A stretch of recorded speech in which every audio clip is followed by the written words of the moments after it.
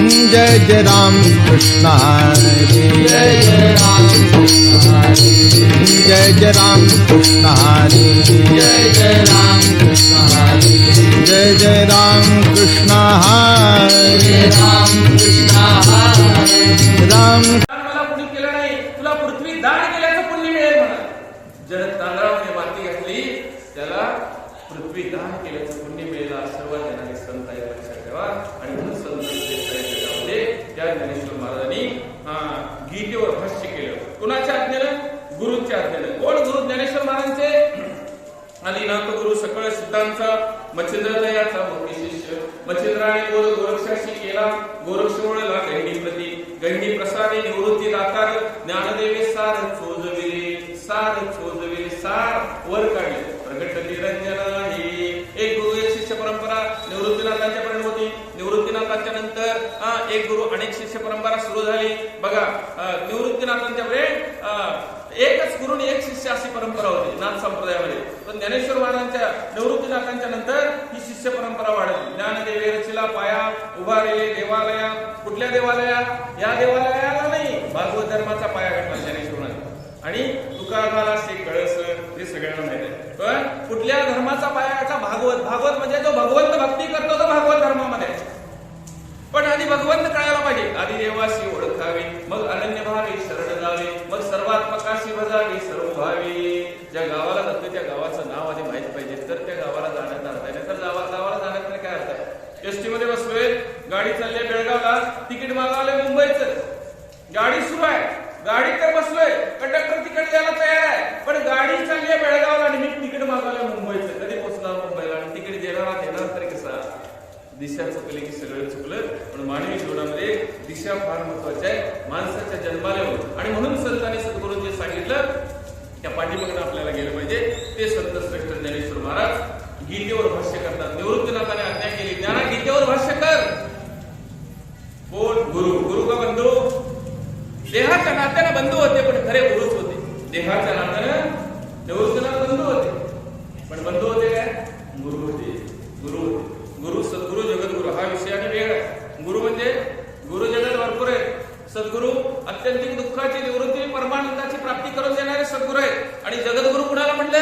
कोण समोर बसल त्याचं कल्याण करायचं, ज्यांच्याकडे सामर्थ्य आहे त्यांना जगद्गुरु म्हटलं. ज्ञानेश्वर महाराज तुकाराम महाराज जगद्गुरु म्हटलं. अशा ज्ञानेश्वर महाराजांनी हा ग्रंथ निर्माण केला. वयाच्या 16व्या वर्षी. वयाच्या 16व्या वर्षी. शके 1272 तर टीका केली ज्ञानेश्वरी. सच्चिदानंद बाबा आदरे लेखू झाला. शकेमध्ये अष्टात्तर आठवी इसवी सन निघतं. म्हणजे 1290 साली ज्ञानेश्वरी निर्माण झाली 13व्या शतकाच्या उत्तरार्धामध्ये. आणि ही ज्ञानेश्वरी त्यावेळची बोलीभाषा आहे. त्यावेळची बोलीभाषा आहे 13व्या शतकाच्या उत्तरार्धात. आता 21वं शतक आहे, 22वं शतक आहे लक्षात. आणि म्हणून त्यावेळची बोलीभाषा वेगळी आहे, त्यावेळेचे शब्द वेगळे आहेत. आणि काही शब्द डिक्शनरीमध्ये सुद्धा सापडत नाही त्यातले असे शब्द त्यावेळेचे. तर या ठिकाणी चिंतन करत असताना त्यावेळेस सांगितलेलं मागितलेलं हे बसायला आणि ज्ञानेश्वर महाराज म्हणतात आता म्हणजे आता माझा हा ज्ञान यज्ञ संपूर्ण झालेला आहे. हा भगवंता तुम्हाला अर्पण करतो. आता विश्वात्मके देवी. कोणत्या देवाकडे मागितलं? कोणत्या देवाकडे मागितलं? आता कुठं वापरले?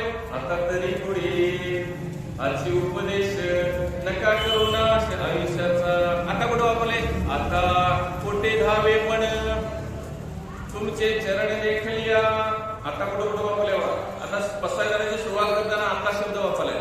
आता विश्वात्मके देवे. हे विश्वात्मक देवा.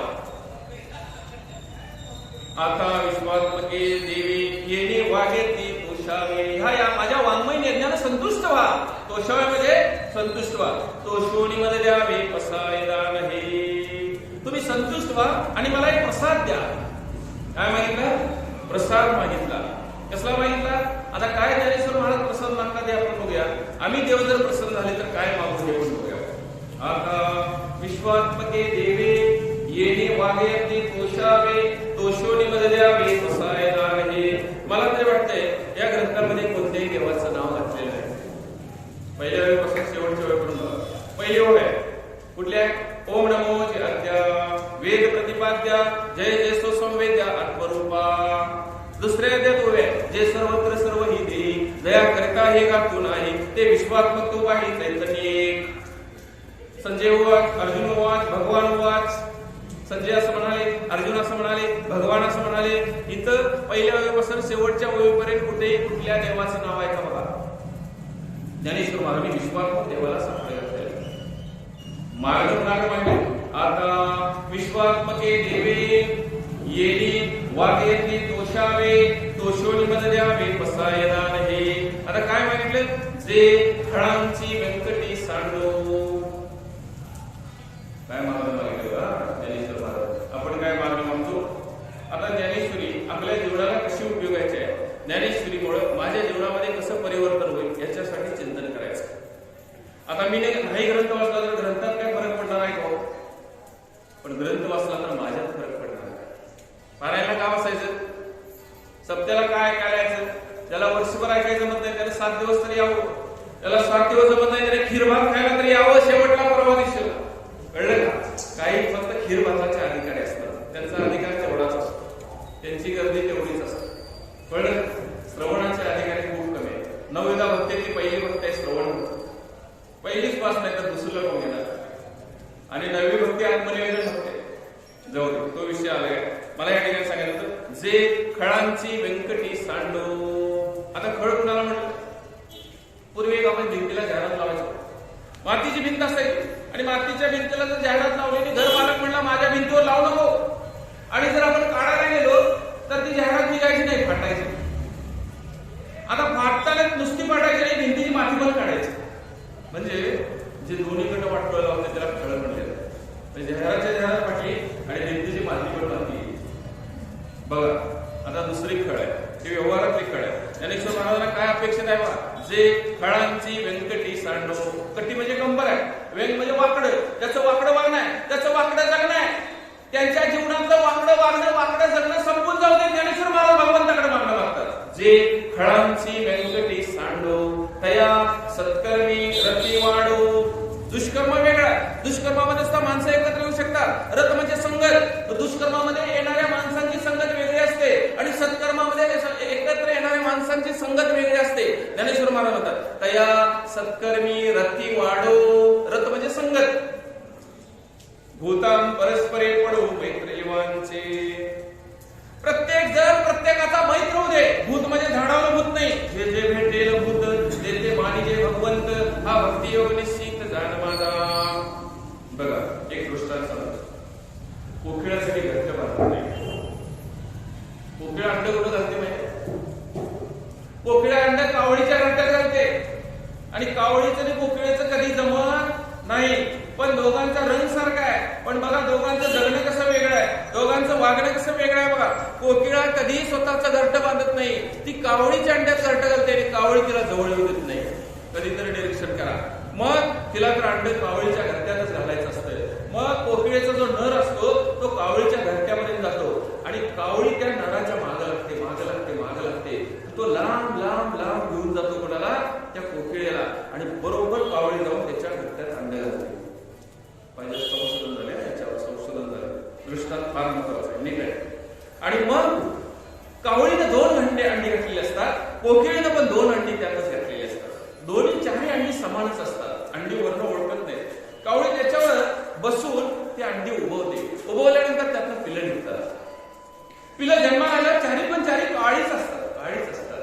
हळूहळू त्यांचा आवाज यायला चालू होतो, त्यांचं ओरडणं चालू होतं. आणि ओरडणं सुरू झाल्यानंतर कावळीची पिली कावळीसारखं ओरडतात, कोकिळीची पिली कोकिळीसारखं ओरडतात. आता कावळीला डोळे 2 आहेत पण बुबुळ एकच आहे. रामायणात गोष्ट आहे. एक काडी टाकलेली डोळा फोडलेला आहे, बरोबर? म्हणून डोळे 2 दिसतात पण बुबुळ एकच आहे आणि आत त्यात फिरतो, असं त्याचा उल्लेख आहे. मग कावळी असं तिरकं बघते बघा. कधी बघायचं? सरळ बघते बघायचं, तिरकं बघते. निरीक्षण करा. कुठल्याही कावळ्याकडे बघा, असं तिरकं बघते बघा. त्याला 2 डोळे दिसत नाही. पण ती कावळी तिरकं बघते कुणाकडं? त्या पिलाकडं. ते म्हणजे माझ्याच घरट्यात जन्माला आल्या आणि असं का ओरडतात? कशी ओरडतात? कोकिळीसारखी. बघा कावळीला कोकिळेचा आवाज कधी आवडत नाही. आम्ही कोण आहे? आम्ही कोण आहे? जे खळांची व्यंकटी सांडो तया कर्मी रती वाढ भूतां परस्परे पडो जीवांचे दुरितांचे तिमिर जावो. दुरित म्हणजे जे खचलेले आहे, दबलेले आहे, ज्यांच्या जीवनामध्ये अंधार आहे. तिमिर म्हणजे अंधार. दुरितांचे तिमिर जावो, त्यांच्या जीवनातला अंधार निघून जाऊ दे. विश्व स्वधर्म सूर्य पाहू, जो जेवांशील तो ते लावू प्राणीदार. काय म्हणलं? दुरितांचे तिमिर जावो. कदाचित अंधाऱ्या खोलीमध्ये एखादा छोटासा दिवा लावला तर त्या खोलीतला अंधार जातो का प्रकाश येतो? अंधार जातो का प्रकाश येतो? प्रकाशाची आणि अंधाराची कधी भेट झाली आहे का? अज्ञानाची आणि ज्ञानाची कधी भेट झाली आहे का? अज्ञान रूपी अंधकार घालवायसाठी ज्ञानेश्वर महाराज सांगतात, कदाचित खोलीमध्ये दिवा लावल्यानंतर खोलीतला अंधार जाईल, पण जन्म मरणाच्या गर्दीत पडणारा अंधार कधी जाणार? कोण घालवणार? एक ज्ञानाचा प्रकाश पाहिजे. ज्ञानाशिवाय मोक्ष नाही का म्हटलं जातं? पण ज्ञानाशिवाय मोक्ष नाही. पण ज्ञान प्राप्ती व्हायसाठी आपण आपली उपासना आणि साधना आधी पहिली चांगली व्हायला पाहिजे. आणि उपासना आणि साधना शुद्ध व्हायसाठी कर्म शुद्ध व्हायला पाहिजे. कर्म शुद्ध व्हायसाठी माझ्यावर संस्कार चांगले झाले पाहिजे. संस्कार चांगले व्हायसाठी मला त्या कुळात जन्म यायला पाहिजे. त्या कुळात जन्माला यायसाठी माझं पूर्वजन्मीचं पुण्य शिल्लक पाहिजे. कोणतरी कुणाच्या तरी पोटाला जन्माला येते. ज्ञानेश्वर महाराजांच्या आईने दयाचे द्वारे सोन्याचा पिंपळ अंगेशे बळ रेडा बोलेली. जो पिंपळ आहे सिद्धेश्वराच्या दारामध्ये आळंदीमध्ये, त्या पिंपळाचं पान कधीतरी आणून लावून बघा. जगातल्या कुठल्याही पिंपळाला मी स्वतः लावून बघितले, तसलं पान मला सापडलं नाही. त्या पिंपळाला 1.25 लाख प्रदक्षिणा ज्ञानेश्वर महाराजांच्या आईने आधी घातली आहे. तर मग ज्ञानेश्वर महाराज त्यांच्या पोटाला जन्माला आले. सांगायचं हेतू लक्षात घ्या. त्या ठिकाणी ज्ञानेश्वर महाराज म्हणतात, दुरितांचे तिमिर जावो.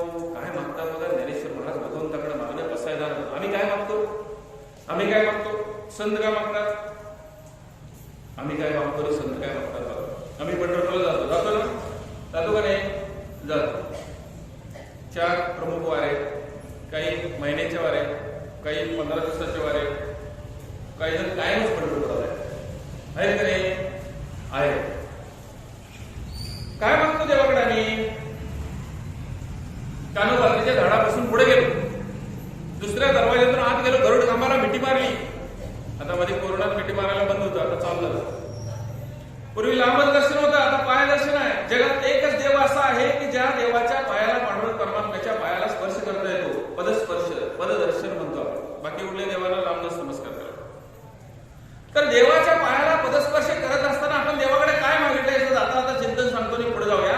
आपण जेव्हा समोर येतो, समोर येताना देवाचं अर्ध दर्शन होतं, सगळं होत नाही, कारण त्या पुढे कुठेतरी आडवा असतं. आणि आपण मुखदर्शन झाल्यानंतर मागायला चालू करतो. काय मागतो? मागा बघू जरा. आता देवाच्या समोर आहे, मागण्याचा विषय असायला मागण्याचा विषय. काय मागतोय कळत नसेल तर मागून ये देवाकडे. आणि काय मागायचं कळायचं असेल तर संत आणि सद्गुरूंना विचारलं देवाकडे काय मागावं. शंकर म्हणतो, तथास्तु, जसं म्हणशील तसं होईल, जसं मागशील तसं मिळेल. मग मी मागेल ते मिळेल. मग काय मागावं? मागणं चुकलं तर? मागणं चुकलं तर काय मागावं कळत असेल तर मागू नये. आणि काय मागावं कळायचं असेल तर संत आणि सद्गुरूंना विचारावं. ज्ञानेश्वर महाराज काय मागतात असं चिंतन चाललंय आपलं. आम्ही काय मागतो देवाकडे? किती वेळा पंढरपूरला गेलो, पण काय मागितलं देवाकडे? पुढे गेलो, पुढे गेल्यानंतर कोपऱ्यामध्ये गेलो, कोपऱ्यानं वळत असताना डाव्या बाजूला वेद ठेवले का? वेदावर डोकं ठेवलं, नमस्कार केला. पुढे आल्यानंतर खांबावर पादुका आहेत, त्या पादुकावर डोकं ठेवलं. आहे का पंढरपुरात? हा. आणि कडीच्या दरवाजाकडे गेलो, कडीच्या दरवाजा ढकलत. आता 1 सेकंद मला वेळ आहे. देवाच्या डोक्यावर, पायावर डोकं ठेवायला 1 सेकंद आहे. 1 मिनिटात 60 दर्शन झाले पाहिजे असा नियम आहे तिथला. मी पाठीमाग असताना मला वाटतंय सगळ्यांनी लवकर जावं. मी तिथे गेल्यावर मला वाटतंय मला ओढू नये असं प्रत्येकाला वाटतं. पण ओढणाऱ्याची चूक नाही, तो ओढतो म्हणून आपल्याला दर्शन पाठीमाग 1 सेकंदात एकानं दर्शन घ्यावं असा नियम आहे. म्हणून तो ओढणाऱ्याचं बरोबर आहे. आता मी देवाच्या पायाला पदस्पर्श करणार आहे, म्हणजे पदांना स्पर्श करणार आहे. त्यावेळा मागायचं आहे. काय मागणार? मागावं. मागावं. धन नाही त्यानं धन मागितलं, पत्नी नाही त्यानं पत्नी मागितली, पत्नी आहे त्यानं मुलगा मागितला, मुलगा झालेला नातू मागितला. कशाला? हरिपाठात नाचाय का वराशीत नाचाय? नातू मागावा देवाकडे. हरिपाठात नाचाय मागवा का वरात दोन्ही पण नाचलंच आहे. दोन्हीकडे नाचता येते, तिकडं पण नाचता येते, इकडे पण नाचता येतं. तिकडे नाचलेलं फळ वेगळं आहे, इकडे नाचलेलं फळ वेगळं आहे. मागाव काय ना तू मागावा. कशासाठी मागावा? कशासाठी मागावा? जरूर मागावा. शंकर म्हणतो होता तू जसं म्हणशील तसं होईल, जसं मागशील तसं मिळेल. काय मागितलं त्या क्षणामध्ये? ज्या क्षणाला पांडुरंग परमात्म्याच्या पायावर डोकं ठेवलं त्यावेळेला काय मागितलं? एवढ्या वेळा पंढरपूरला जाऊन काय मागितलं?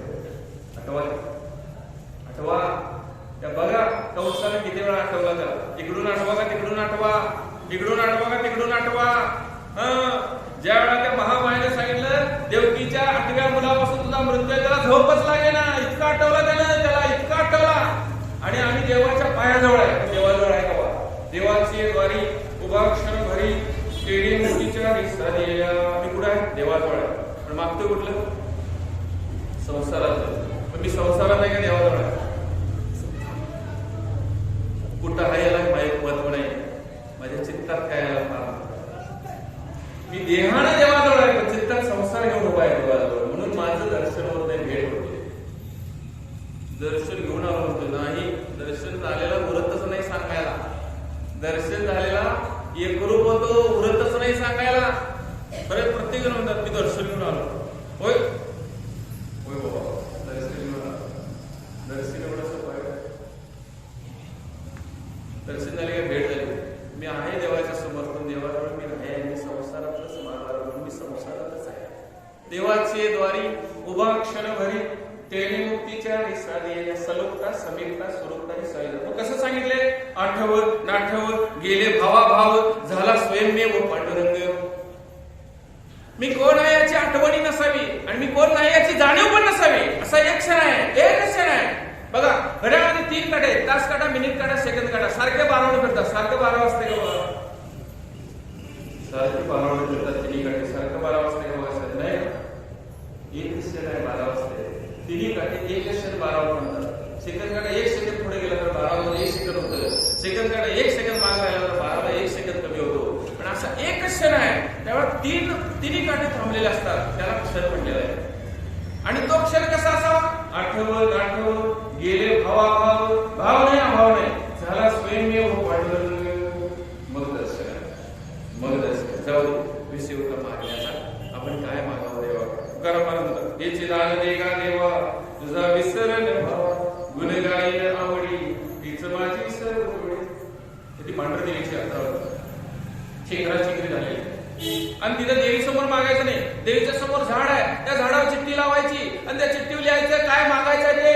आणि एक चिठ्ठी सापडलेली सत्य घटना, घडलेली घटना आहे. एका बाईनं चिठ्ठी लावली होती, मोळा लावून त्या झाडावर चिठ्ठी लावली होती. त्या बाईनं पहिलं वाक्य लिहिलं होतं, देवीकडे मागणं मागितलं होतं. देवीकडे मागणं मागितलं होतं. बाई म्हणाली होती माझ्या गावाला कॅन्सर होते. होय, सापडलेली चिठ्ठी मागण्याचं विषय आहे. दुसरं वाक्य लिहिलं होतं माझ्या घराचा अपघात होते. काय मागणं मागावं? हे पण मागणंच आहे. मागणं नाही, तिनं पण देवीकडे मागणंच मागितले. तुकाराम महाराजांनी पण मागणंच मागितले. आम्ही पण पांडुरंग परमात्म्याकडे मागणंच मागितले. आणि ज्ञानेश्वर महाराज पण मागणंच मागितले. बसायदानात जे खळांची वेंकटी सांडव. आता इथे काय विषय आहे? दुरितांचे तिमिर जावं. तिमिर म्हणजे अंधार. हा अंधार घालवता जाईल. रोज सूर्याचा प्रकाश झाल्यानंतर या सृष्टीला अंधार जातो. पण जन्म मरणाच्या गर्दीत सारखं सारखं जन्माला मरायच्या गर्दीत खोल विहिरीत पडला अंधारात बाहेर कोण काढणार? दुरितांचे तिमिर जावं. विश्व स्वधर्म सूर्य पाहू. सूर्य कुणा कमी जास्त प्रकाश करतो का? हा अमक्या गावचा आहे, हा तमक्या गावचा आहे, हा अमेरिकेचा आहे, हा महाराष्ट्रातला आहे, हा अमक्या गटाचा आहे, हा तमक्या गटाचा आहे. असं सूर्य कोणाला म्हणतो का? नाही म्हणा. विश्व स्वधर्मे सूर्य पाहू. सूर्य सगळ्यांच्या समान प्रकाश. जो जे वांछील तो ते लाभो. वांछा म्हणजे इच्छा. जो जे मागील ते त्याला मिळू दे. ज्ञानेश्वर महाराज. मग आम्ही काय मागतो? काय मागावं? तेरा मंगल सबका मंगल होय रे, असं म्हणावं ना? का कसं म्हणावं? मेरा मंगल माझंच चांगलं हो दे रे, असं म्हणावं. कसं म्हणावं? बिलकुल हळूहळू मला हळू येतो, जोरात मला जोरात येतो. ज्या रंगाचा मला त्या रंगाचा मागे येतो. गहू पेरलं गहू उगवतं, धोत्रा पेरला धोत्रा उगवतो. काय पेरलं जमिनीला माहित नाही, जमीन म्हणते काय पण पेरा, उगवून द्यायचं मी काम करतो. काय पेरायचं तुम्ही ठरवा, पण पीक घ्यायला तुम्हीच या. पीक घ्यायला तुम्हीच या. माझ्या शेतातलं पीक मला मिळेल तर दुसऱ्याला मिळेल. जैसे द्याची कर्म तैसे फळ दे ईश्वर. बापाचं मुलाला मिळत नाही, मुलाचं बापाला मिळत नाही. बघा राष्ट्रपतीचा मुलगा कधी राष्ट्रपती झालाय का बघा, कलेक्टरचा मुलगा कधी कलेक्टर झालाय का बघा, कीर्तनकाराचा मुलगा कधी कीर्तनकार झालाय का बघा. सहजासहजी नाही, क्वचित एखादा, लाखात एखादा होईल, सहजासहजी होत नाही. का? पिंडे मतिर्भिन्न. प्रत्येक पिंडाची मती भिन्न आहे. मती म्हणजे बुद्धी भिन्न आहे.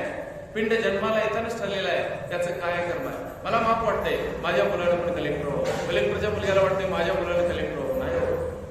नाही हो. कारण का प्रत्येक पिंडाची मती जगणं, त्याचं कर्म, त्याचं जन्माला येणं, त्याच्या आयुष्याचं सगळं गणित ठरलेलं आहे जन्माला येतं. मग कर्म करायचं का नाही? करायचं. पण संसारामध्ये प्रयत्न करण्यापेक्षा परमार्थामध्ये प्रयत्न करावा असं म्हणलं संतांनी. संसार हा प्रारब्ध आधी नाही, तो प्रारब्धावर सोडावा. पण आम्ही संसारामध्ये खूप प्रयत्न करतो आणि परमार्थ म्हणतो माझ्या नशिबात नाही. माझे काय काढायचे? दार काढायचे. दार पण काढायलाच पाहिजे, पण दार किती वाजता आहे म्हणून मला प्रवचनाला येता येत नाही. असा मी संसार आड आणतो परमार्थाच्या. पण मी तर असं म्हणतो संसार नेटका असावा, पण परमार्थाच्या आड येणारा नसावा. आधी संसार करावा नेटका, मग परमार्थ साधावा विवेका. संसार करण्यात असावा आणि परमार्थ विवेकात असावा. पण या ठिकाणी चिंतन करत असताना किती मोठा, रावणापेक्षा मोठा संसार असावा. धीरुभाई अंबानी, मित्तल, बिल गेट्स सगळे एकत्र केले तर रावणावर श्रीमंत होणार नाही. पण तो संसार माझ्या परमार्थाच्या आड येणारा असेल तर तो खड्ड्यात घालणार आहे. मला संसार वर काढणार नाही.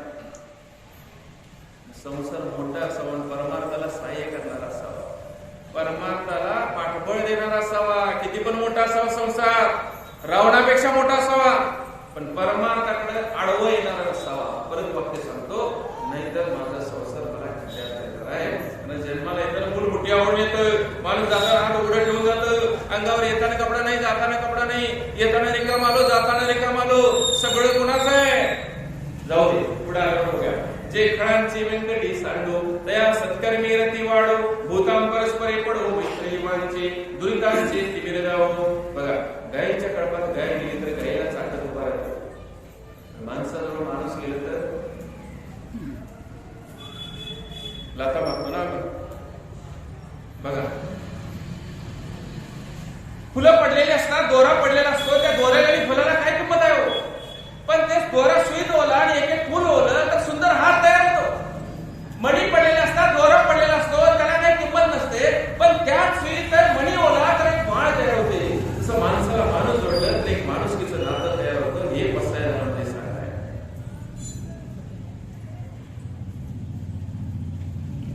वर्षत सकळ मंगळी ईश्वरनिष्ठांची मान्याई, अनवरत भूमंडळी भेटोता. काय म्हणलं? सगळीकडे मंगलाचा वर्षा होऊ दे, अमंगल निघून जाऊ दे. या जगातलं अमंगल निघून जाऊ दे, सगळीकडं मंगलाचा वर्षा होऊ दे. मग रशियाचं आणि युक्रेनचं युद्ध होऊ दे असं म्हणतील का ज्ञानेश्वर महाराज? नाही. त्याचे परिणाम रशिया युक्रेनला नाही, आमच्या दारापर्यंत परिणाम आले आले. बघा, त्यांच्याकडे मक्तेदार आहे, काही इंधन ते जैव इंधन आहे, डिझेल पेट्रोल काय असं, त्यामुळे सगळे दर वाढले इकडे. युद्ध त्यांचं झालं, परिणाम कोणाकोणावर झाला?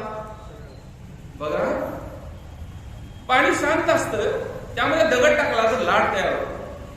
त्या लाटा अशा हलत हलत कडेला जातात, कडेला धडकतात, तिकडे एक लाट येते. आता इकडून पण लाटा छोट्या छोट्या असतात, तिकडून पण लाट येते आणि दोन लाटा धडकल्यानंतर तिसरी लाट तयार होते. एक चांगला विचार सोडला तर चांगल्या विचाराच्या लहरी तयार होतात, एक वाईट विचार सोडला तर वाईट विचाराच्या लहरी तयार होतात. मग त्या जगामध्ये काय सोडावं? वर्षत सकळ मंगळी. वर्षत म्हणजे वर्षाव. आपण म्हणतो का पावसाचा वर्षाव झाला. विदर्भात गेलं तर पाणी पडलं म्हणतात, तिथं थोडं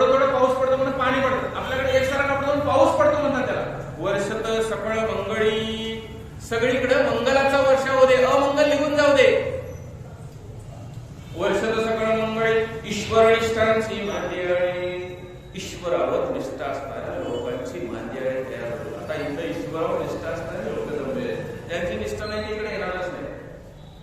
नास्तिक हा पहिला आस्तिक आहे. न आस्तिक त्यातच न आहे आणि पुढे आस्तिक आहे. फोड केली तर नास्तिक. जगात जी गोष्ट नाही ती नाही म्हणायची काय गरज आहे का? जी गोष्ट जगात कधी झालीच नाही ती नाही म्हणायची काय गरज आहे का? मग देव नाही म्हणणारा आहे म्हणतो म्हणून नाही म्हणतो. आहे सदृश्य नाही. आहे सदृश्य नाही. अंधार कधी म्हणतो? प्रकाश नाही म्हणून. प्रकाश कधी म्हणतो? अंधार नाही म्हणून. सूर्य रात्रीचा का दिवसाचा? सूर्य दिवसाचा.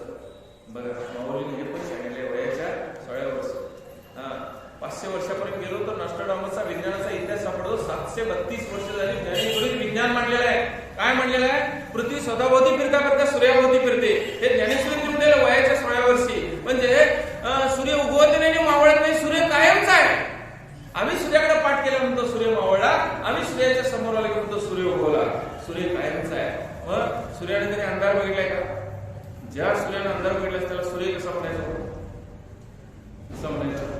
काय म्हणले? वर्षद सकळ मंगळी, ईश्वर निष्ठांची मांदियाळी, अनवरत भूमंडळी भेटतो तया होता.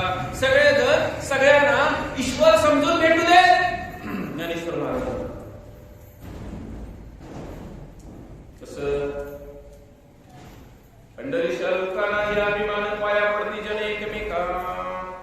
आजोबा नातवाच्या पाया पडतो, नातवाच्या देहाच्या पाया पडतो का नातवाच्या देवाच्या पाया पडतो?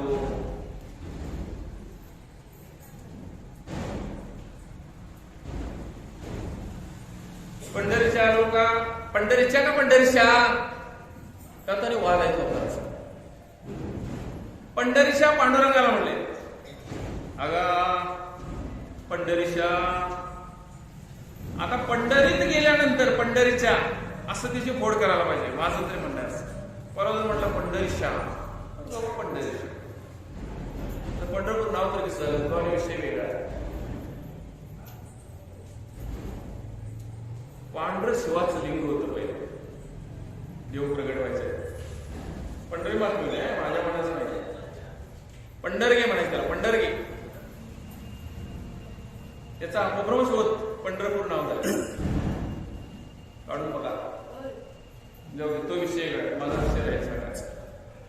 तर या ठिकाणी वर्षद सकळ मंगळी, ईश्वर निष्ठांची मांदियाळी, ईश्वर निष्ठांची मांदियाळी, अनवरत भूमंडळी भेटतो तया होता. भेटतो तया होता. काय समजून? प्रत्येकामध्ये कोण आहे? कोण आहे? आम्ही देहानं भिन्न आहोत, आकारानं भिन्न आहोत, जन्मानं भिन्न आहोत आणि पंथानं भिन्न आहोत, संप्रदायानं भिन्न आहोत. पण आत कोण आहे? एक आहे का दोन आहे? ऐसा हृदयामध्ये निराम असता सर्व सुखाशी आराम, भ्रांताशी काम विषयावरी. कुठं आहे? कुठं आहे? कसा आहे? केवढा आहे? त्याला नाव गाव रूप रंग. तो हा नाही. आम्ही होतो तो हा विठ्ठल परवा, तो हा माधव नाही. तो हा, तो म्हणजे दिसत नाही तो आणि दिसतोय तो हा. तो हा निर्गुणाला म्हणजे तो. कुठं तो दिसतोय का? हा दिसतोय. हा तो हा, तो हा नाही. तो हा विठ्ठल बरवा. बरवा म्हणजे दिसत नाही त्यापेक्षा दिसणारा बरवा. बरवा म्हणजे मला बघता येतोय, पुसता येतोय, बसता येतोय, ते काहीतरी मागता येते असा विषय. म्हणून सगुण भक्ती आणि निर्गुण भक्ती हा विषय पुढे आहे. बघा ज्ञानेश्वर महाराज सांगितले देव सगुण का निर्गुण? तुझं सगुण म्हणू की निर्गुण रे, सगुण निर्गुण एक गोविंद रे. तुझं दृश्य म्हणू की अदृश्य रे, दृश्य अदृश्य एक गोविंद रे. एकच माती नाना भिंती धोंडे आणि दगडे, जगामध्ये ब्रह्मदिसे उघडे. एकच सोने नाना लेणे बाळे आणि बुगडे, जगामध्ये ब्रह्मदिसे उघडे. एकाच हे समजा सोनामामा आहेत महाराज, यांनी बनवलं आणि एकाच महिलेने घातलं. सोनं एकच आहे, बनवणारे एकच आहे, घालणारे एकच आहे. इथं घातली काय म्हणजे बुगडी, इथं घातली म्हणजे बाळी.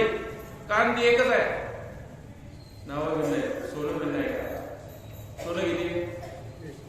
चांगदेव कसले ओव्या सोने सोने पण आवडी नाही येताची झाले लेणे तैसे नैवेची ताजे गोडी अंगी दया सोनादी काय लेनादी सोनं सोन्याचं काय बनवलं लेणं म्हणजे अलंकार अलंकार मोडल्यावर काय सोनं अलंकार व्हायच्या आधी काय अलंकार असताना काय तिन्ही काळात कोण आहे मग तिन्ही काळात राहते घर काय एका काळात राहते घर बोला की तिन्ही काळात सोनं आहे का लेणं आहे मग सोनं घर का लेणं घर आणि म्हणतोय काय पटल्या घातल्या चिता घातल्या डोलं घातलं सोनं घातलं पण म्हणते काय सोनं घर का लेणं घर सोन्याला ओळखावं येण्याला जाणावं काय कळलं निर्गुणाला जाणावं सगुणाला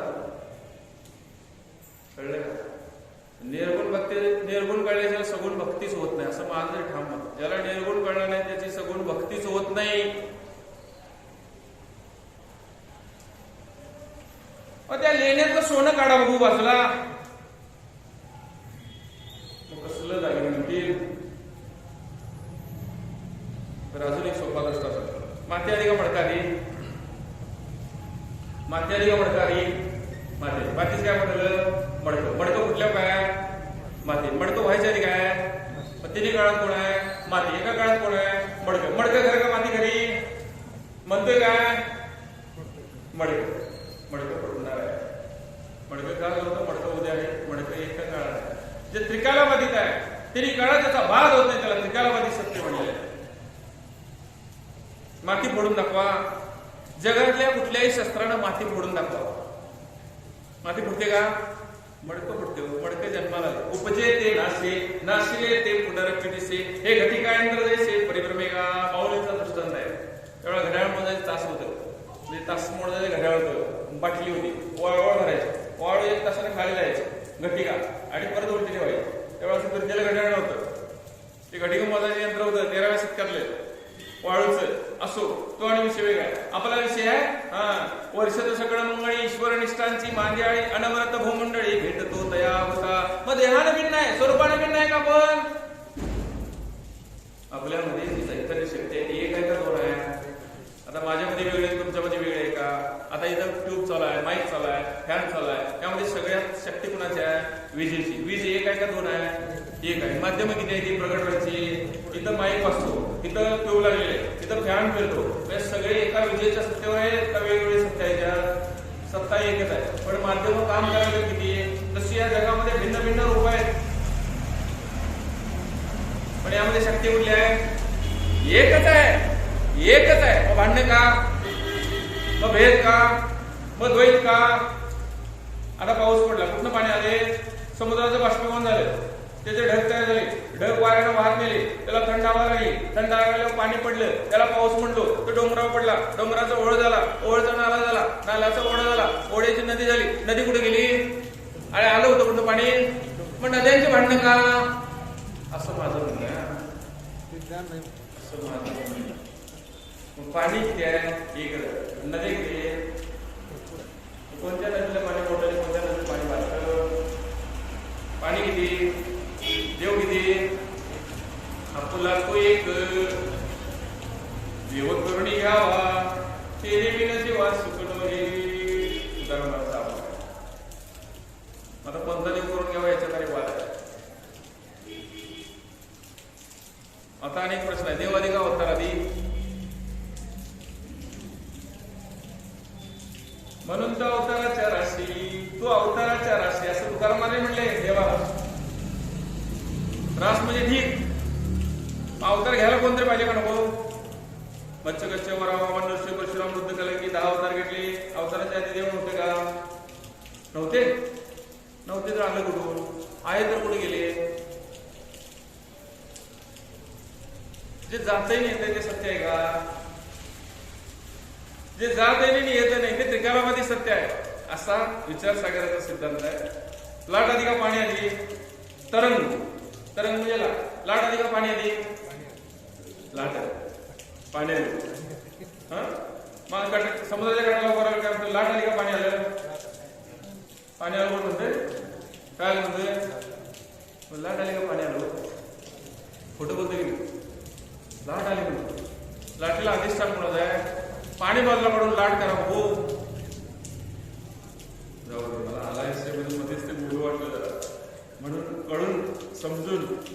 बोलणं म्हणजे देवाची भक्ती करणं महाराजांचे आहेत विचारसागर या ठिकाणी बऱ्याच वेळा चिंतन झालेलं आहे.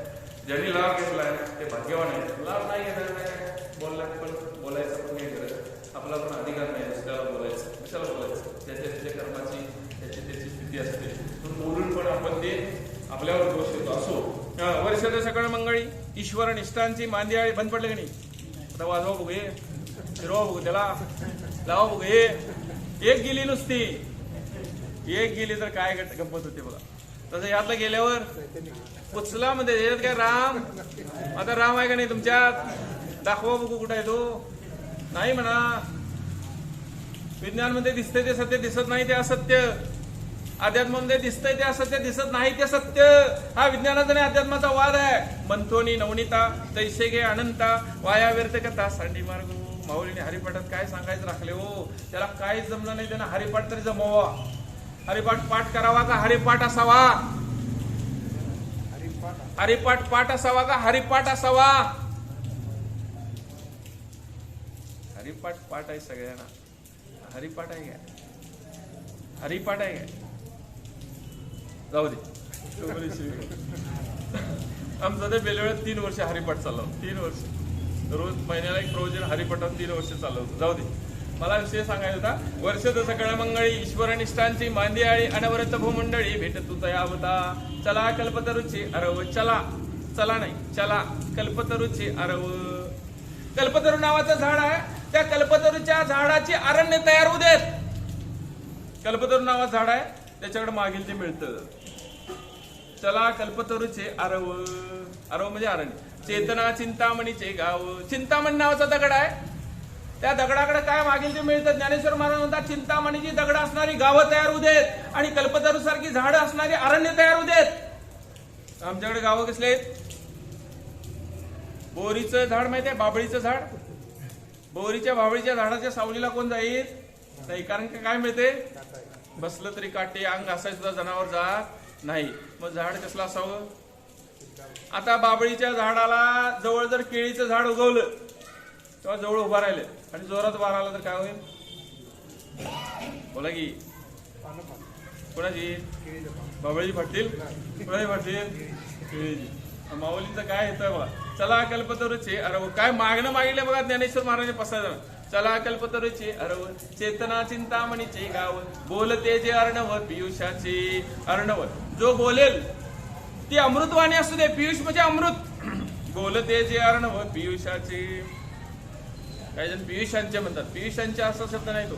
पियुष म्हणजे अमृत आहे. पियुषाचे पियुषांचे म्हणजे अनेक वचन झालेले म्हणजे अमृत एकच आहे. ते अनेक अमृत आहेत का. बोलते जे अर्णव पियुषाचे म्हणजे ते बोलणं जे आहे ते अमृतवाणी असते. माझ्या बोलण्यामुळे कुणाचा घात होता कामा नये. माझ्या बोलण्यामुळे कुणाचं द्वैत होता कामा नये. माझ्या बोलण्यामुळे कुणाचा अहित होता कामा नये असं बोलणं असावं. कारण का आम्हा घरी धन शब्दांची रत्ने शब्दांची शस्त्रे यत्ने करू. तुकाराम महाराज म्हणतात शब्द हे धन आहे. तुकाराम महाराज म्हणतात माझ्या घरामध्ये शब्द नावाचं धन आहे. माझ्याकडे दुसरं कुठलं धन नाही. आम्हा घरी धन शब्दांचीच रत्ने शब्दांचीच शस्त्रे यत्ने करू. शस्त्रे यत्ने करू. शब्दांच्या शस्त्रानं प्रयत्न करून मी बदल करायचा. या समाजाच्या वाईट रूढी चालीचा बदल करायचा प्रयत्न करायला असं तुकाराम महाराज म्हणतात. मग शब्द कसा आहे बघा. एखाद्या वेळा शस्त्राने एका बाजूला घाव होतो पण शब्दानं दोन्ही बाजूला घाव होतो. शब्द दुधारी तलवार आहे. शब्द लय जपून वापरायला लागतो. शब्द परिणाम करून जातो. एक शब्द 3-3 पिढ्या वैर करतो. बघा कुणाला बोलायचं नाही जगात सगळ्यांना बोलता येत. बोलण्यामध्ये संवाद असावा वाद नसावा. संवादातून प्रगती होते वादातून विनाश होतो. काही नाही बोलत तर अधोगती होते. कुटुंबामध्ये कोणच कोणासंग बोलत नाही त्या कुटुंबाची अधोगती होते. गावामध्ये कोणाच कोणासंग बोलत नाही गावाची अधोगती होते. गावामध्ये वाद झाला गावाचा विनाश होतो. संवाद झाला प्रगती होते. एक दृष्टांत जाता सांगतो. दुर्योधन तिकडनं पळत येत होता महालामध्ये. द्रौपदी एका बाजूला उभा होती. एका शब्दाचा काय परिणाम होतो जातात. एका शब्दाचा नुसता काय परिणाम होतो जातात. आणि त्या महालामध्ये पुढे असं पाणी होतं आणि पाण्यावर असं छताचं प्रतिबिंब पडलं होतं आणि ते पाणी शांत असल्यामुळे ओळखत नव्हतं काय आहे खाली, बरशीसारखं वाटत होतं. आणि तिकडनं दुर्योधन पळत आला, त्याचं लक्ष नव्हतं आणि तो पळत पळत गेला आणि त्या बरोबर पाण्यात पडला तो खाली पडला, पूर्ण भिजला आणि पाण्यातनं वर आला आणि बाहेर आल्यावर द्रौपदी हसली त्याच्याकडे बघून आणि हसली. एकच वाक्य म्हणाली, आंधळ्याचा मुलगा आंधळाच. एक वाक्यामुळे महाभारत घडलं हो पुढचं सगळं. त्याला इतका राग आला त्याला, तो म्हणला हिचा सोड घ्यायचा. शब्दाची किंमत सांगाल शब्द काय असतो, परिणाम करतो. आणि तेवढ्यावर त्यानं ते सगळं महाभारत पुढचं घडवलं. द्रौपदीच्या वस्त्रांपर्यंत गेला. एक वाक्य द्रौपदी फक्त बोलली होती. त्या ठिकाणी सांगायचं होतं कसं हा पुढे पण आलं होतं पण चला कल्पतरूचे अरव चेतना चिंतामणीचे गाव बोलते जे अर्णव पियुषाचे. म्हणजे माझ्या वाणीमध्ये अमृतवाणी असावे. सत्ता मत्ता विधवता इथंच राहायचे. सत्ता मत्ता विधवता इथंच राहायची. अरे भल्या माणसा काय तुझी लायकी, शेवटच्या आंघोळीला सजविली मडकी, शेणकुटाच्या सरणासंग तडकी तुझी जाय की. अरे भल्या माणसा काय तुझी लायकी. भल्या माणसा शब्द वापरलाय. जाताना ज्ञान आणि कर्म संघ येतात. स्थूल देह, सूक्ष्म देह, कारण देह आणि महाकारण देह, 4 देह आहेत. स्थूल देह जाण किंवा पुरून टाकला जातो आणि पुढच्या देहामध्ये कर्म आणि ज्ञान फक्त पुढच्या देहात लगेच ट्रान्सफर होतो. कर्म फार महत्वाचं. कर्म चुकलं की सगळं चुकलं. कर्म चुकलं की सगळं चुकलं. चला कल्पतरूचे अरव चेतना चिंतामणीचे गाव बोलते जे अर्णव पियुषाचे चंद्रमे जे अलांछन. चंद्र लांछन असलेला नको. मार्तंड जे तापहीन. मार्तंड म्हणजे सूर्य. सूर्य ताप देणारा नसो. जगाला ताप देणारा सूर्य नसावा आणि डाग असणारा चंद्र नसावा. बघा ज्यांच्याकडे चारित्र्य आहे त्यांचं चरित्र घडतं. शिवाजी महाराजांच्याकडे चारित्र्य होतं म्हणून चरित्र घडलं. ज्यांच्याकडे चारित्र्य नाही त्यांचं चरित्र कधीच घडत नाही. मग ज्ञानेश्वर महाराजांनी याचं चिंतन केलंय. चंद्राला डाग नको म्हणजे माझ्या चरित्राला डाग नको. चंद्रमे जे अलांछन मार्तंड जे तापहीन. सूर्यानं ताप दिला तर प्रजेनं जगायचं कसं. राजानं प्रजेला ताप दिला तर प्रजेनं जगायचं कसं. राजा प्रजेला सांभाळणारा असावा हा अभिप्रेत आहे. ह्या 5 जणांचा खऱ्या मागणं ज्ञानेश्वर महाराजांचे आहे. चंद्रमे जे अलांछन मार्तंड जे तापहीन ते सर्वाही सदा सज्जन सोयरे होतो. ते सगळेजण सगळ्यांचे सज्जन रूपानं सोयरे होते, दुर्जन रूपाने नाही. काही माणसं दुर्जन रूपाने एकत्र येतात का नाही. काही माणसं सज्जन रूपाने एकत्र येतात. या जगामध्ये सज्जन आणि दुर्जन दोघे मिळून आहेत. पण आपण कशात आहे याला फार महत्व आहे. कोण कुठं आहे जास्त त्याला स्वातंत्र्य आहे, पण मी कशात आहे याच्यावर माझं कर्म ठरलेलं आहे हे फार महत्वाचं आहे. म्हणून कोण काय करते यापेक्षा मला काय करायचं हे फार महत्वाचं आहे. जग काय करतंय याच्यापेक्षा मी काय करायचं हे मी ठरवावं. आणि म्हणून माझ्यासाठी माझा परमार्थ आहे. लक्षात ठेवा, जगासाठी माझा परमार्थ नाही आहे. आणि माझा परमार्थ चुकला तर जगाचा चुकेल असं नाही. जगाचा बरोबर असेल तर माझा बरोबर असेल असं म्हणता येणार नाही. म्हणून या ठिकाणी काय म्हणतात, चंद्रमे जे अलांछन मार्तंड जे तापहीन ते सर्वाही सदा सज्जन सोयरे होत. 5 मिनिटं चालते ना. जातात एक दृष्टांत सांगतो. सोयरे, सोयरे म्हणजे पाहुणे. आपल्या सगळ्यात जवळचं पाहुणं कोण कोण. लग्न व्हायच्या आधी मुलगा आईच्या भावाला मामा म्हणतो का नाही. लग्न झाल्यावर बायकोच्या बाबाला मामा म्हणतो. पहिल्या मामाला विसरतो, दुसऱ्या मामाला माझा म्हणतो. असं काय फरक पडतो एवढा त्याच्यात. तिसरी माया म्हणली तर तिसरी माया आली की सगळंच विसरते. सगळंच का विसरते. आधी आईच्या भावाला मामा म्हणतो, नंतर बायकोच्या भावाला. पण कोण कोण यातलं आमचा आहे. संघ कोण कोण येणार जातात. सोयरी. तुमच्या इथे वरात काढतात. वरात आमच्या इथे काढतात. वरातीत तुमच्या इथे पुढे नसतात का माग. आमच्या इथे पुढे नसतात. तुमच्या इथे ज्याची वरात आहे त्याला मागं बसतात ना. या वरात मागं कोण असते कधी. नीट आहे का दृष्टांत फार मत. सगळी नसतात ती कुठे पुढे. फटाकड्या कोणाच्या काढू नये असं म्हणणार नाही. जरूर काढा पण विचार करून वरात काढायची. वरात कोणाची. नवऱ्याची का बायकोची. दोघांची. नवरा गावातला का बाहेरचा. गावातला. तेला आणि गलीन फिरवायची काय गरज आहे का हो. कुणाला तिला ती नवीन आली तिची वरात असते, लक्षात ठेवा. वरात हिची नसते, नीट लक्षात ठेवा. तो गावातला जे गेला लहान असल्यापासून वाढलेला मुळे याला आणि गलीन फिरवायची काय गरज आहे? फटाकड्या वाजवून वाजत लावून याला माहितच नाही वरात कुणाची. याला वाटते माझी. दिवसभर खर्च करायचं म्हणतो, किती पण नाही केला तर चालेल, पण वरात थांबवायची. दिवसभर लग्नाला खर्च तेवढा, रात्री वरातीला तेवढा. नीट आहे का? मी आज पहिल्यांदा तुमच्या गावात सांगले, मी बाहेर सांगतोय सगळी. फटाकड्या ह्याच्याच, वाजंत्री ह्याच, पुढे नाचणाऱ्यासनी काय ते तुम्ही बघा. कळलं का? गर्दी जास्त कधी होते? नीट आहे का? वरात मी मग सांगितले, वरातीत पोरग नातू मागावा देवाकडे नाचायला का हरिपाठात नाचायला मागावा? देवाकडे नातू मागावा, पण कुठं नाचायला मागावा हे जे ठरव. कोण कोणाला मागायचं स्वातंत्र्य. आता बघा, सगळी वरात या पुढे नसतात का माग? ज्याची वरात आहे त्याला म्हणतात गप बसायचं, तू येत भाग घ्यायचा, आमचा आम्ही बघतो सगळं. तू आज विचारायचं त्याला गप बसू दे, त्याला हलू दे नाही. सगळी कुठे नसतात? पुढे. आणि शेवटच्या वरातीला पुढे असतात का माग? का हो? तीच की हो. कोण पुढे होते का बघा? एक तरी पुढे होते का बघा? का हो? एवढं तरी कळावं का नको?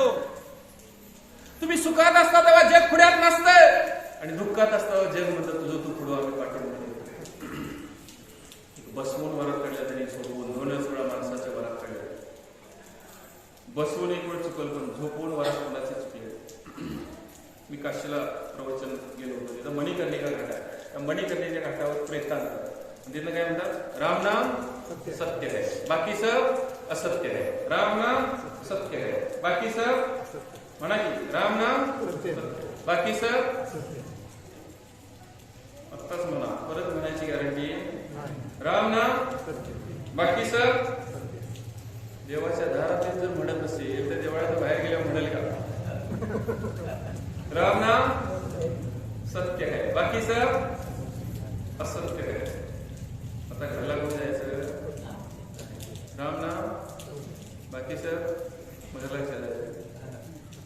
राम नाम बघा म्हणायची बंद झाली. घरला जायचं मला तुमचा परमार्थ आम्हाला, तुमचा देव तुमच्याकडे ठेवा, आमचा आम्ही बघतो. कळलं काय? नुसतं इथं म्हणा म्हटलं तर म्हणायला तयार नाही आपण. एवढी मतलबी भक्ती आहे, मतलबी ते स्वार्थ. भक्ती सुद्धा मतलबी आहे. बघा आता वरात तेवढे सांगतोय थांबा. लय जवळचे आत राहत असतात, माणसाला भिंतीला टिकून देत बसतात. बोला तरी मी आता जेवण एवढं तर मान्य. आता ओठ खाली पडतोय का बघा तुमचा? पाडून तर बघा, बघा पडतोय तेव्हा भेटतोय का बघा? हात लावून बसायला लागतं ना. ओठ खाली पडत आता नाही, त्यावेळा खाली पडत का हो? राम नसतोय. आता राम आहे म्हणून माझी जीभ बोलते. आता राम आहे म्हणून तुमची कान ऐकतात. आता राम आहे म्हणून बसलोय. एकदा रामान जागा सोडली तर कोण कोणाचा विषय चाललाय, कोण कोणाचा कुठेपर्यंत. आता बघा, लय जवळची आत रडत असतात, पाहुणे बाई भाऊ पण बाहेर तयारी करत असतात. सगळे पाहिजे ना न्यायचं. कोण भाऊन पाहिजे, पाहुणे पाहिजे, शेवटला न्यायला पाहिजे तर सगळे पाहिजे. कुठं कोण कुणाचा कुठेपर्यंत विषय आहे. लय जवळची आत रडत असतात. चुकून हातात अंगठी राहिलेली असते, चुकून तशी राहत नाही. बाईला प्रश्न पडतो, आता बाईला अंगठी घ्यावा, काढून घ्यावा, कसं म्हणायचं? पण म्हणायचं म्हणल्याशिवाय चालत नाही. आता म्हणायची वेळ सांगायची नाही. मग रडत रडत म्हणते, माझ्या धान्याला अंगठी ऐका बघा, काढून ठेवा, काढून ठेवा म्हणता येत नाही. मग ती रडत रडत सांगते, माझ्या धान्याला अंगठी शोभून दिसत नाही. गळ्यात जर माळ असेल नवऱ्याच्या तर ती पुढे बायकोनं चालवायची असते, असं शास्त्र आहे. मी नवरा आधी गेला तर त्याच्यानंतर ती कुणी चालवायची असते? बायकोनं. पण माळ्यासाठी कोण रडलेलं बघितले का? मी तरी अजून ऐकलं. माझ्या गळ्यात धन्याच्या गळ्यात माळ होण्याचं कोण रडले? सोन्याची चेन असते तर माझ्या धन्याला चेन शोभून दिसत रडत रडत. बघा आता बाहेर आणले तर सगळे आंघोळ घातली. तसले गरम पाणी का थंड?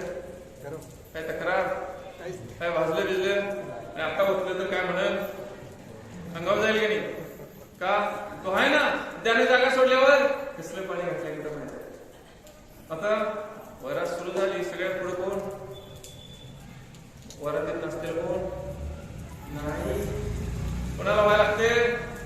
मुलग्याला जावं लागते, कळलं का? त्याला पुढे सगळी पाठीमाग, त्याला म्हणतात हो पुढे, आम्ही हाय पाठीमाग. सगळे सुखाचे सुनते. वेळ संपलाय. जाताना सांगतो, लक्ष्मीनी नारायण उभारणं चालले होते, एक अंत्ययात्रा चालली होती आणि अंत्ययात्रा चालल्यानंतर लक्ष्मी म्हणाले जग माझ्या सत्तेवर चाललंय. देव म्हणाले नाही. लक्ष्मी म्हणाले चला धावतो तुम्हाला प्रत्यक्ष. आणि अंत्ययात्रा चालली होती, सगळी माणसं चालली होती आणि लक्ष्मण वर्ण धनाचा वर्षाव केला त्या बरोबर त्या डेड बॉडीवर, प्रेतावर, अंत्ययात्रेवर. आणि तेच पडायला खाली पडाले.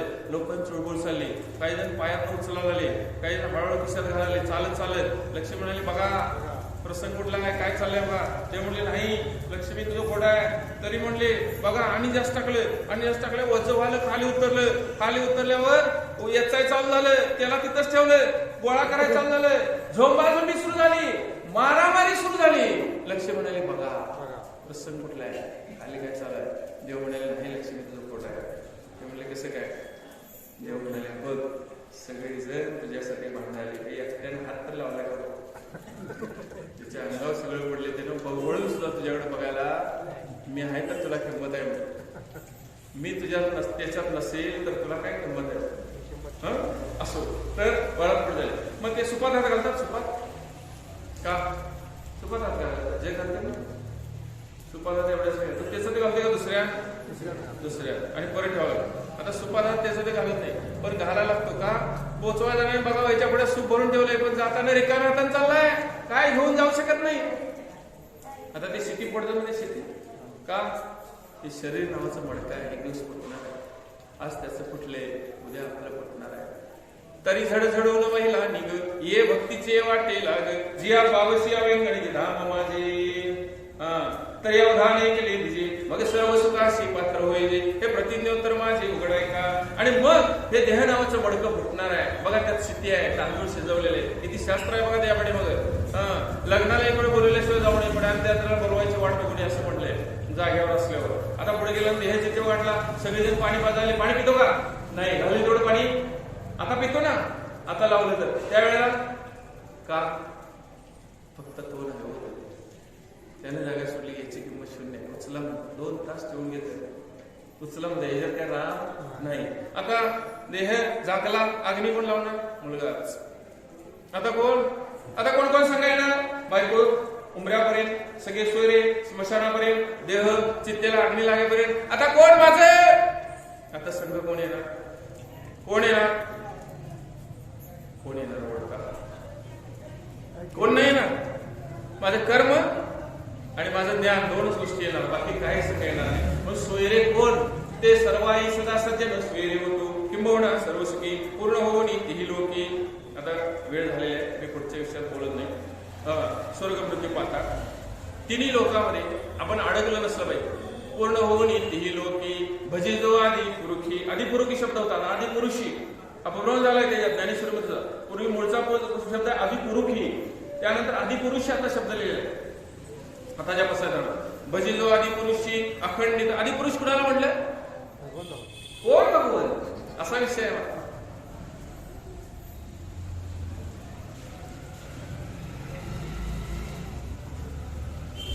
ज्याच्या आधी कोण नाही, सगळं असताना जो आहे, सगळे गेले तरी जो आहे तो आदिपुरुष. ज्याच्या आधी कोण नाही, सगळं असताना जो आहे, सगळ्यांच्या मध्ये जो आहे, सगळं गेलं तरी जो आहे, त्याला आदिपुरुष म्हणून. सिद्धांत नावाचा ग्रंथ आहे, त्यामध्ये दृष्टांत आहे सांगत नाही. ब्रह्मा विष्णू महेशांना वाटलं मी सृष्टी निर्माण केली, एकानं पालन केलं, एकानं संहार केला, तिघांना थोडा अहंकार झाला आणि हे तिघं गप्प बसले, सगळं कार्य थांबवलं. आणि तिकडने एक मोठाच्या मोठा प्राणी उलटा चालत आणि त्याच्यामुळे पुरुष बसला होता. ब्रह्मदेवाने विचारलं ह्याने निर्माण केलं? ते म्हणले नाही मी निर्माण केलं. विष्णूने विचारलं ह्यांना? नाही. शंकराने विचारलं नाही. ह्याला पण निर्माण केलं? तिघं जण विचारायला गेल्यानंतर त्यांना विचारलं तुम्ही कोण? मी आदिपुरुष आहे. मग त्यांच्या हातात एक अंड होतं, प्रत्येक हातात एक अंड होतं. मी म्हटले अंड कसलं? हे म्हटले एक ब्रह्मांड आहे. एका ब्रह्मांडात ब्रह्मा विष्णू महेश आहेत म्हटले. असं सिद्धांतमध्ये ग्रंथामध्ये लिहिलं माझ्या मनाचं. तर त्याच्याही पुढे जाऊन गेलं, जो सगळ्यांच्यात आहे, एकच आहे, सगळ्यांच्यात आहे, सगळ्यांच्यात एकच आहे, असा जो भगवंत आहे. जळी स्त्री काष्टी पाशानी कोंदाटला हरी, असा जो भगवंत आहे, तो भगवंत समजून घेणं. भजो आदि पुरुष खंडित आणि ग्रंथोपजीवे विशेष लोकीये दृष्टादृष्ट विजय व्हावे. येत म्हणे श्री विश्वेश्वराव आणि परत विश्वेश्वराव शब्दाला. आता विश्वात्मके देवी पहिला शब्द आहे, शेवटचा शब्द आहे एत म्हणे श्री विश्वेश्वराव हा होईल दान कसावो. हा मला दान दिल्यासारखं होईल. मगापासून मागितलेलं ज्ञानेश्वर महाराज येणेवर ज्ञानदेव सुखिया झाला. मग ज्ञानेश्वर महाराज मी सुखी होईल. हे मगापासून मागितलेलं मागणं जर मला तुम्ही दिलं तर मी सुखी होईल. काय मागितलं, कुणासाठी मागितलं? ज्ञानेश्वर महाराजांनी स्वतःसाठी काय मागितलं का? म्हणून जगाच्या कल्याणासाठी संतांची विभूती या ठिकाणी चिंतन करत असताना संत श्रेष्ठ ज्ञानेश्वर महाराजांनी हा ग्रंथ निर्माण केला, भगवंताला अर्पण केला आणि भगवंताकडे प्रसाद मागितला. प्रसाद, तो प्रसाद म्हणजे पसायला नाही. आणि म्हणून आपण पण असा प्रसाद मागावा देवाकडे, ज्या प्रसादामुळे जगाचं कल्याण व्हावं, ज्या प्रसादामुळे दुसऱ्याचं कल्याण व्हावं, अशा कल्याणाच्या हेतून देवाकडे प्रसाद मागावा. फक्त माझंच कल्याण व्हावं असा प्रसाद देवाकडे मागू नये. आणि हा प्रसाद जर आपण मागितला, जगातल्या प्रत्येक माणसानं असा प्रसाद मागितला तर सगळेजण सगळ्यांच्या कल्याणाचं मागतील आणि जगामध्ये कुणाचंच अकल्याण होणार नाही. कारण का सगळ्यांचीच मनं शुद्ध झाल्यामुळं सगळेजण सगळ्यांच्याकडे जर चांगलं मागाले, सगळेजण दुसऱ्यासाठी चांगलं मागाले, तर जगातल्या सगळ्या माणसांनी दुसऱ्यासाठी चांगलं मागितलं तर त्यांचं मागणं माझ्यासाठी पण चांगलं असेल ना. म्हणून सगळ्यांनी सगळ्यांच्यासाठी चांगलं मागावं. हे राममंगल सर्वकाम मंगल होई रे. झालेली सेवा सर्वांच्या अधिष्ठित असणाऱ्या भगवंताच्या चरणात आपण करतो. तो निर्गुण निराकार कळेना म्हणून सगुण साकार संतांनी सांगितला तो हा विठ्ठल बरोवा. म्हणून आपण पांडुरंग परमात्म्याची काय करतो, भक्ती करतो, पूजा करतो आणि त्यांना अभिषेक करतो, दर्शन घेतो. सोपा केलेला आहे आपल्याला आणि तोच निर्गुण होता, तो सगुण झालेला आहे. आणि म्हणून ही सगुण भक्ती सोडून चालणार नाही. सगुण निर्गुणाची भेटी आलो, सगुणासंगे जायचा, निर्गुणाकडे हात धरायचा सगुणाचा.